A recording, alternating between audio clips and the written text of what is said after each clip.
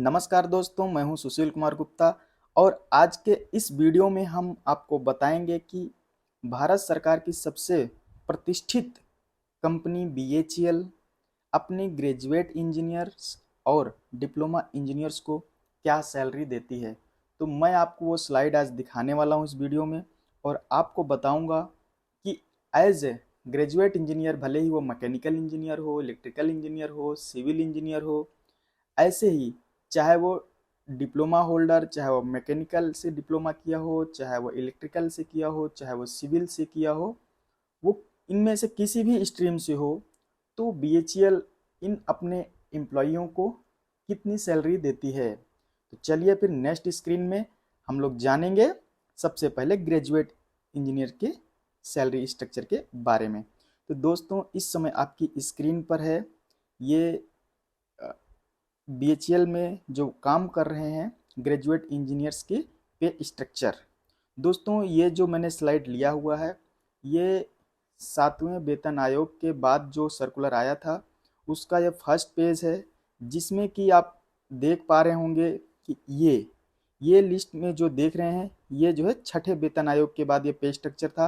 लेकिन अभी इससे हमको कोई मतलब नहीं है, अब हमको मतलब है इस स्क्रीन के बारे में। ये जो आप इस समय देख रहे हैं कि ये उनका जो है वो रिवाइज्ड पे स्केल है, जो कि 1 जनवरी 2017 से इम्प्लीमेंट हुआ है। तो देखिए दोस्तों, मैं आपको बताऊं थोड़ा सा, इसमें आपको मैं समझाता चलूं। यहाँ पे आप देख रहे होंगे कि सबसे टॉप पे लिखा हुआ है ईटी। ईटी मतलब होता है इंजीनियर ट्रेनिंग। यानी जब कोई इंजीनियर बीएचईएल में ज्वाइन करता है, चाहे वो बीटेक करके आवे चाहे बीई करके आवे, पहले ये वन डे एग्ज़ाम के तहत सीधे आते थे, लेकिन अभी क्या है कि ये वैकेंसी गेट के थ्रू हो गई है। तो जब कोई इंजीनियर बीएचईएल में ज्वाइन करता है एज ए ईटी यानी इंजीनियर ट्रेनिंग के तौर पे, तो उसकी जो स्टार्टिंग बेसिक होती है वो 50,000 रुपये से स्टार्ट होती है। जी हाँ फ्रेंड्स, 50,000 रुपये से उसकी बेसिक स्टार्ट होती है और उसको इस बेसिक के ऊपर उसको जो है कितना, जो भी एज पर सेंट्रल गवर्नमेंट रूल जो डीए चल रहा होता है, डीएनएस अलाउंस, जिसको आप महंगाई भत्ता के नाम से जानते हैं, वो भी इस पे जो है लागू होता है। ठीक है। इसके अलावा कंपनी का जो है जो एचआरए रेट, जो हाउस रेंट अलाउंस चल रहा है, रेट चल रहा है, अगर आपको कंपनी रहने के लिए क्वार्टर अवेलेबल है, दे रही है, तब तो एचआरए आपको नहीं मिलता है, अदरवाइज आपको एचआरए भी मिलता है। और वो डिपेंड करता है कि आपको कितना मिलेगा, क्योंकि जो है मेट्रो सिटीज़ और नॉन मेट्रो सिटीज़ के रेट अलग अलग होते हैं। और इसके अलावा जो सबसे बड़ी चीज़ है पर्क्स। जी हाँ फ्रेंड्स, ये जो है आपको जो कि पीएसयू में जो है सेंट्रल, प्योर सेंट्रल गवर्नमेंट और पीएसयूज, इन दोनों में से जो सबसे बेस्ट बनाता है वो बनाता है पर्क्स। जी हाँ फ्रेंड्स, ये वो चीज़ होती है जिसमें बहुत तरह तरह के अलाउंसेस होते हैं। जैसे आपको ट्रांसपोर्ट अलाउंस हो गया, फिटनेस अलाउंस हो गया, ट्यूशन फी हो गए, आपकी यूनिफॉर्म मेंटेनेंस कॉस्ट हो गई, या पर्सनालिटी डेवलपमेंट, जो बहुत सारे मतलब अलाउंसेस को जो ये कंबाइन करके लमसम लमसम 31% जो है आपको इस तरह के एक्स्ट्रा अलाउंसेस देता है। तो अगर इस नज़रिए से आप देखें तो ये सैलरी जो है, जब कोई एक इंजीनियर ज्वाइन करता है तो वो 1 लाख से भी कहीं अधिक, बहुत अधिक हो जाती है। तो ऐसे ही जब उसकी ट्रेनिंग कंप्लीट हो जाती है 1 साल, तो उसके बाद में वो जो है सिंपल इंजीनियर ट्रेनिंग की बजाय उसके नाम के साथ इंजीनियर लिखा जाने लगता है और उसकी जो बेसिक हो जाती है वो 60,000 रुपये हो जाती है। और वो सारे अलाउंसेस भी उसके साथ ऐड होते रहते हैं। तो आप देख रहे होंगे कि जो ईटी है, ईटी जो मतलब इंजीनियर ट्रेनिंग होता है, उसकी जो बेसिक होती है वो 50,000 रुपये से 1,60,000 रुपये के रेंज में है। दोस्तों, यहाँ पे कई लोग थोड़ा सा कंफ्यूज हो जाएंगे कि यार मैक्सिमम 1,60,000 यहाँ पे शो हो रहा है, तो 50,000 क्यों, जबकि ये पहले साल में ही जो है या फिर ऐसा क्यों हो रहा है। देखिए दोस्तों, क्या होता है कि अगर कोई फ्रेश ग्रेजुएट इंजीनियर आ रहा है, तब तो वो उसका रेंज यही होता है कि 50,000 से स्टार्ट होता है। बट फ्रेंड्स, जो कोई अगर डिप्लोमा इंजीनियर है और वो प्रमोट होकर के जब वो इस कैडर में पहुंचता है, तो उसकी लेंथ ऑफ सर्विस बहुत ज़्यादा हो चुकी होती है और वो उस समय जो जो एक उस कैडर में पहुंचता है, चाहे इंजीनियर कैडर में पहुंचता है, तो उस समय उसकी बेसिक जो है, उस मिनिमम बेसिक जो इसमें कैडर में डिसाइड की गई, उससे कहीं अधिक होती है।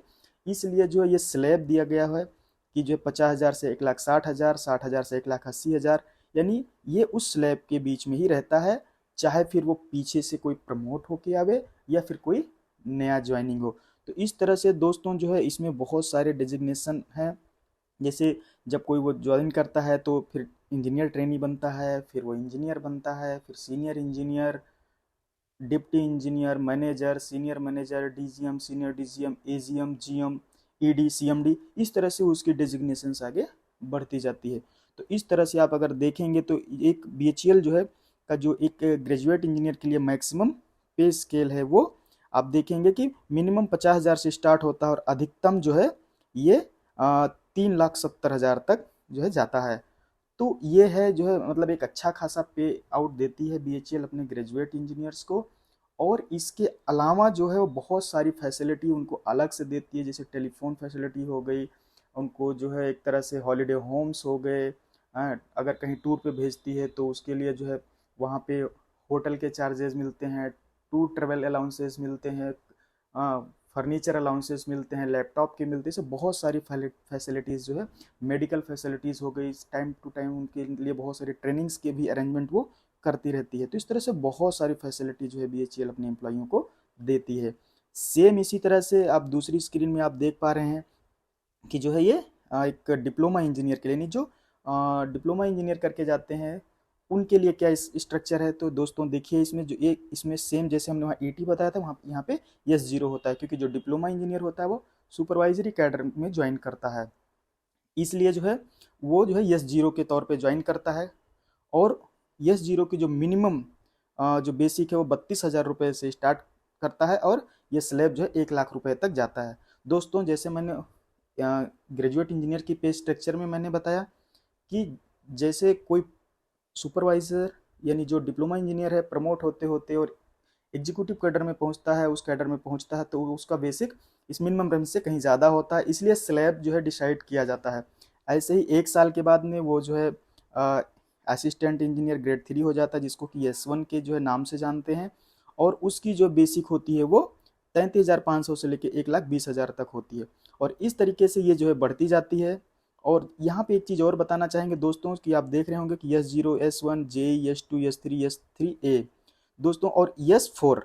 तो दोस्तों देखिए जो S4 कैडर है, ये S4 कैडर जो है ये सेम आप देखेंगे तो जो वहाँ पे इंजीनियर कैडर में जो E1 कैडर होता है, नहीं जो 1 साल ट्रेनिंग के बाद में जो इंजीनियर बनता है, इंजीनियर ट्रेनिंग के बाद जब इंजीनियर बनता है तो उसकी बेसिक 60,000 होती है।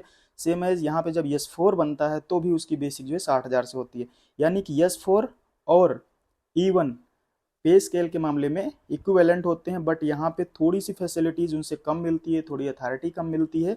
और अगर आप देखेंगे तो इसमें जो है जो वहाँ पे E4 का रेंज है वो यहाँ पे मैक्सिमम इस कैडर में अगर आप हैं तो 90,000 से लेकर के 2,40,000 तक जो है ये स्लैब इनका फिक्स हो जाता है कि इससे ऊपर ये किसी भी कंडीशन में कैडर में नहीं जा सकता है। तो दोस्तों एक चीज़ मैं ज़रूर कहना चाहूँगा कि ये जो डिप्लोमा इंजीनियर्स और ग्रेजुएट इंजीनियर्स के बीच का जो ये फासला है 1 साल का, ये जो है अगर आप नहीं कर पाते हैं किसी कारणवश तो यहाँ पे प्रमोशंस के मामले में लगभग लगभग 13 साल का फासला क्रिएट कर देता है। अच्छा लगा वीडियो प्लीज़ कमेंट करके ज़रूर बताना। तो बहुत बहुत धन्यवाद आप सभी को ये वीडियो देखने के लिए। आप सभी का दिन शुभ हो।